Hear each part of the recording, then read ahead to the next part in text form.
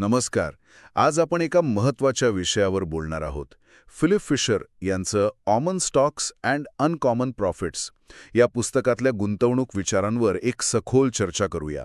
हे पुस्तक म्हणजे गुंतवणुकीच्या जगात एक मैलाचा दगड आहे. अगदी. आणि फिशर यांचं महत्त्व काय आहे की त्यांना आधुनिक ग्रोथ इन्व्हेस्टिंगचे जनक मानलं जातं.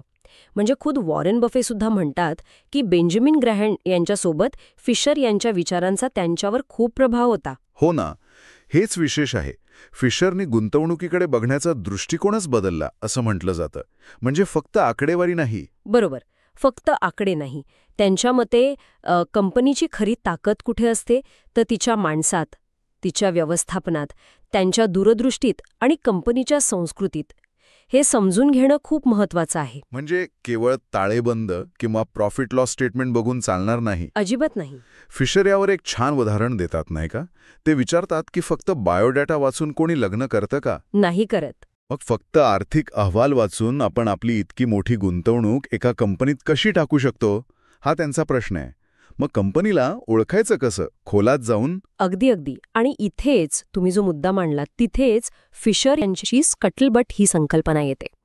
खूपच काय म्हणतात त्याला, अनोखी संकल्पना आहे. स्कटलबट हे काय नेमकं? स्कटलबट म्हणजे फक्त कागदपत्र, वार्षिक अहवाल यावर अवलंबून न राहणं, तर प्रत्यक्ष फील्डवर जाऊन माहिती काढणं. अच्छा. म्हणजे कंपनीचे कर्मचारी आहेत, त्यांच्या स्पर्धक आहेत, पुरवठादार, अगदी ग्राहक, या सगळ्यांशी बोलून कंपनीची खरी माहिती मिळवणं.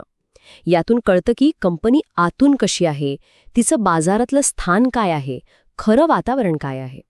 कागदावर दिसतं त्या पलीकडचं सत्य. वा, म्हणजे डिटेक्टिव्ह सारखं काम झालंय तर. पण मग इतकी सगळी माहिती गोळा केली जी विस्कळीत असू शकते, तिला एका चौकटीत कसं बसवायचं?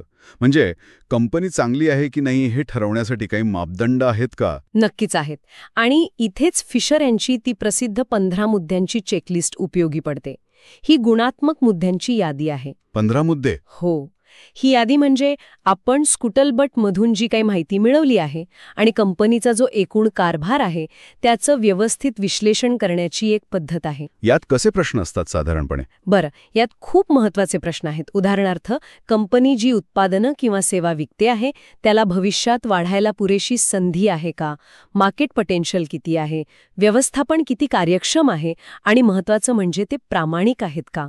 प्रामाणिकपणा. हो. आणि कंपनीचा संशोधन आणि विकास विभाग म्हणजे R&D तो किती प्रभावी आहे, किती नाविन्यपूर्ण विचार करतात ते. असे एकूण 15 मुद्दे आहेत जे कंपनीच्या दीर्घकालीन टिकाऊपणाबद्दल आणि वाढीच्या क्षमतेबद्दल आपल्याला अंदाज देतात. म्हणजे आधी स्कटलबट करून खरी माहिती मिळवायची आणि मग या 15 मुद्द्यांच्या आधारे तिचं मूल्यांकन करायचं. बरोबर. मग हे सगळं झाल्यावर गुंतवणुकीचा निर्णय घेतला की पुढे काय? फिशर यांचा सल्ला काय असतो? आपण ऐकतो ते by right and sit tight. हो. आणि हा त्यांच्या तत्वज्ञानाचा गाभा आहे. योग्य वेळी खरेदी करा आणि शांत बसा. फिशर यांचा ठाम विश्वास होता की खरा नफा हा सततच्या खरेदी विक्रीत नसतो. अच्छा. खरा नफा मिळतो तो योग्य कंपनी शोधून तिच्यात गुंतवणूक करून दीर्घकाळ थांबण्यात, म्हणजे संयम ठेवण्यात. पण मग हा संयम येईल कुठून? बाजार तर वर खाली होतच असतो. तो संयम येतो तुमच्या सुरुवातीच्या मेहनतीतून. तुम्ही जे स्कटलबट केले आहे, जे 15 मुद्दे तपासले आहेत, त्या सखोल संशोधनामुळे तुम्हाला कंपनीच्या क्षमतेवर विश्वास बसतो. तो विश्वास तुम्हाला बाजारातल्या चढ उतारात शांत बसायला मदत करतो. फिशर म्हणतात, गुंतवणूक मॅरेथॉन आहे, 100 मीटरची शर्यत नाही. म्हणजे हे पुस्तक काही झटपट श्रीमंत व्हायची स्कीम नाहीये. अजिबात नाही. उलट ते गुंतवणुकीकडे अधिक गांभीर्याने, अधिक विचारपूर्वक आणि सखोलपणे कसं बघावं हे शिकवतं. संयम, शिस्त आणि वरवरच्या माहितीच्या पलीकडे जाऊन सत्य शोधणं. अगदी. याच गोष्टी महत्वाच्या आहेत. सामान्य वाटणाऱ्या कंपन्यांमध्ये सुद्धा जर त्यांचे गुणात्मक पैलू म्हणजे त्यांचे मानवी घटक मजबूत असतील तर असामान्य परतावा मिळू शकतो, हे फिशर सांगतात. म्हणून ते काय विकत घ्यायचं यापेक्षा का विकत घ्यायचं यावर जास्त भर देतात. तर मग या सगळ्या चर्चेचा अर्थ काय? फिशर आपल्याला एक महत्त्वाची गोष्ट आठवण करून देतात.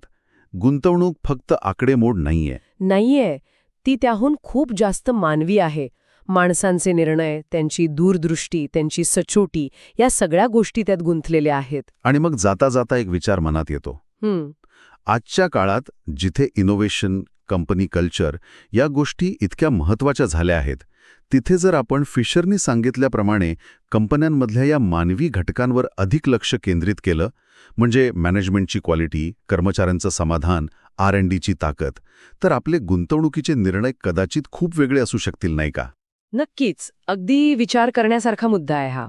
कदाचित गुंतवणुकीचे निकालही अधिक चांगले येऊ शकतील. यावर विचार करायला नक्कीच हरकत नाही.